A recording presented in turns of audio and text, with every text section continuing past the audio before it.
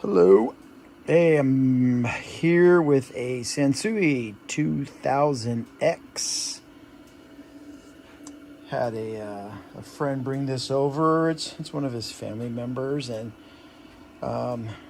having some issues with one of the channels, some static, things like that. It's been in the family, it sounds like, for a long time. This wants me to get it going correctly first, and then we'll decide what we'll do afterwards. So I've already taken the wood case off. I should have shown that, but I didn't have my phone out in the bottom.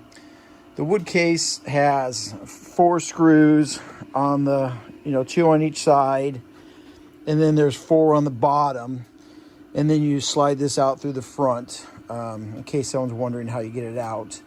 But that's how you get it out. So anyway, next project. So stay tuned and drop me some messages if you guys see some stuff that you want explained, or if you got some ideas, or if you got some better ways of doing things for me, because I enjoy learning new stuff. So thank you. Okay, so have it set up to run a signal through the aux ports. Have the dummy loads, my 100 watt 8 ohm dummy load resistors up there. Have that hooked up and have the signal. And what I've noticed is, one, the volume control is really, really stiff, but as I bring it up, you can see our blue, which is channel 2, and I always hook up the red to right. So our right channel is it's trying to move a little bit, but there's something knocking the signal out. Left channel's coming up. There, she's starting to clip up there, so I'm not really sure. But yeah, the what I've noticed, this volume control is really, really stiff. This thing was really dirty inside. So what I'm going to do is take off the controls, take off this plate, get to the board, get to these controls, and let's clean all this stuff up first, and we'll go from there. Okay, took the knobs off. What I did notice about this unit, these older Sansui, I'm not sure, 2000X is probably, late 60s, early 70s. I'd have to really look it up. But the knobs, there are, these things are like metal. They are nice, really, really solid things. So anyway, once you have that off, there's a couple screws up here. Then you have these 2, I'm gonna call them nuts, even though they're not really, I can't remember the actual name of them. But again, I think I've shown it before. I'm gonna use a pair of channel locks to grab them, but I put tape on my stuff so that I'm not scratching the unit. I know I've watched a couple other channels, and the guys just do it, and they're like, oh, it's covered up.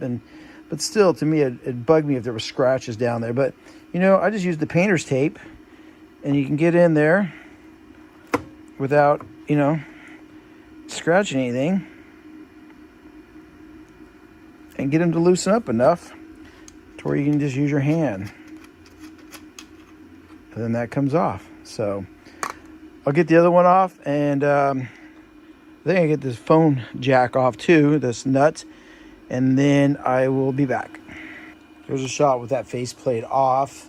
So it was the knobs, the nuts, 2 screws up here, and then there was a piece of tape that came from the factory. So that had to come off. And then you can see there's some parts that we want to make sure we don't lose. So like you have the power button. So grab that so you're not going to lose it. I say keep everything in little bins. These buttons can come off with the little dust. I just call them dust protectors. I think it's supposed to help keep dust, liquids from getting inside there. These, we'll pull off too, and if you want to, so you can clean them, things like that. What I need to do is get this tone board out, and I haven't really looked. I'm thinking these 2 screws, there might be something at the bottom, but it looks like I can get this whole thing out, and then I'll be able to work on it. Let me look at that, and I will show you what I did.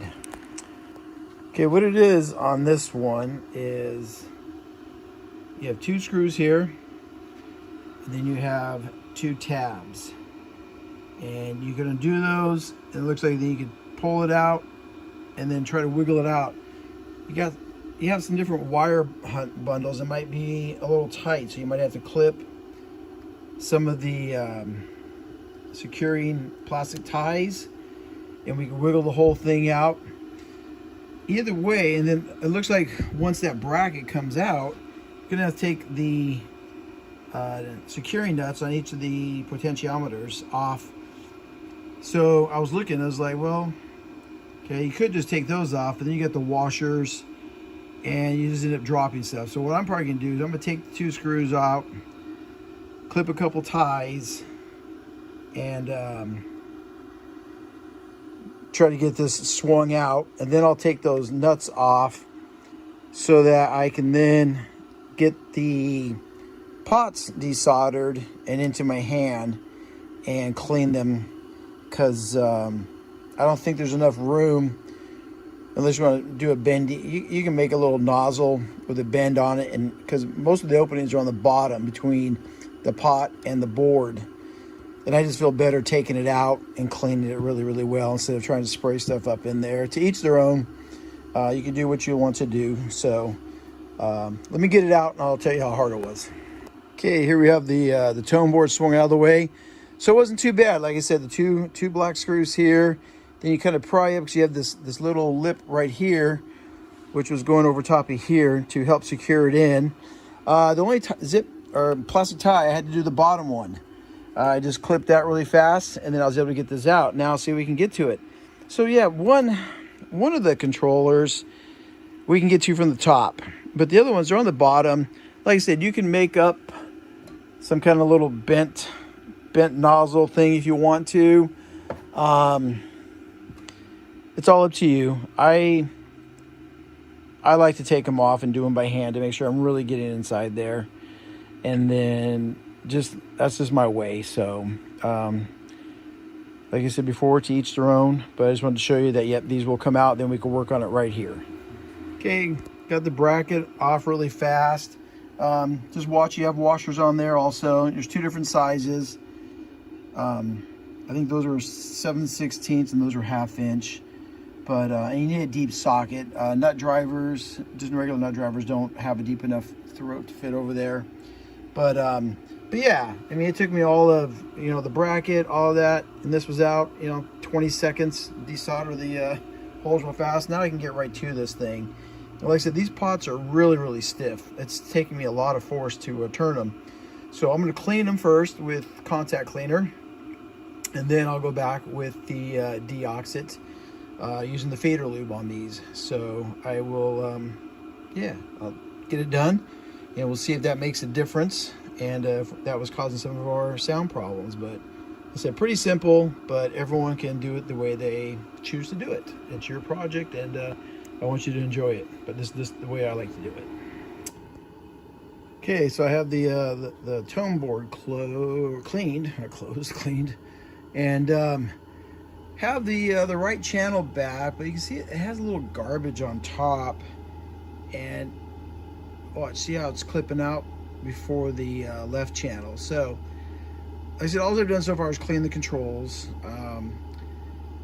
Everything else is original on here, so I'll need to find out if they want me to start doing some capacitors, which should be done, but it's up to everybody. Because I just wanted to get it so it was working on both sides again mostly. But I think doing the capacitors on the tone board, and probably gonna have to do the amplifier to get rid of that clipping that the right channel is doing way earlier than the left channel.